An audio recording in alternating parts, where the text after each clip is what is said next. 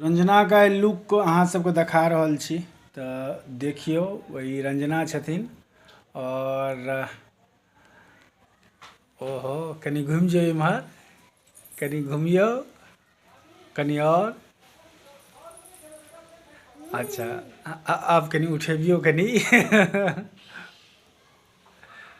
तो देखियो एक्साइटेड हो रहल छी तो रंजना का यह लुक छन एहने साड़ी सब पहनने छथिन बनल छी केहन लगे अहाँके हमर ई लुक त बताउ अहाँ सबके केहन लागि रहल छै त रंजना जरूर कमेंट में बतेबै।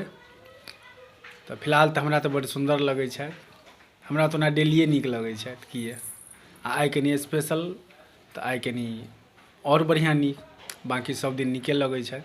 तो देखियो रंजना का यह लुक छन। तो अब हमरा सब इंतजार कर रहल छी, पूजा पाठ तो भ गेले लेकिन हमरा सब इंतजार कर रहल छी कि चाँद निकले के। तो चाँद अखन तक निकलखिन हने, इंतजार में छे। छत पर हम दू बेर चल गेलौं हां देखे ले लेकिन अखन चाँद आबि गेल छथिन, दोसर चाँद बाकी छै। हां तो अखन तक आप देखियो कखन ओहो उगै नहीं छथिन। निकलथिन त नहीं भ सकैया, यो नहीं त नहीं ऑफिस से त नहीं होइते कियाकि ऑफिस गेल छलखिन नहीं है। हां तो मैं छुट्टी पर नहीं चलौं ना, ऑलमोस्ट हम हर साल कॉलेज चले लेकिन एबर का नहीं के लिए।